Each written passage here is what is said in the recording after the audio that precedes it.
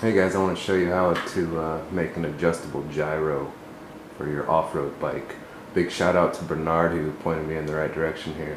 So what I've done is I have the battery hooked up to a switch, which is then hooked up to that ESC, the brushless ESC, and then that runs to the receiver on channel 3, and then I can use my radio to adjust the RPM.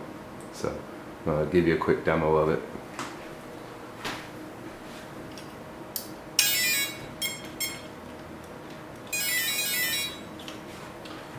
So turn the main power on, and then there's another switch down here.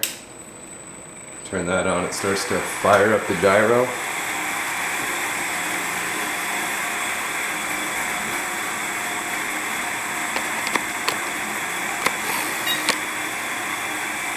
And then right here on my third channel,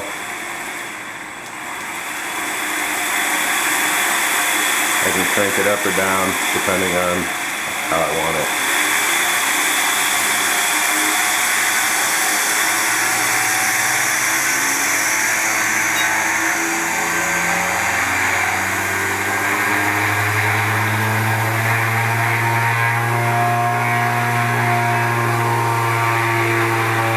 And there you go, adjustable.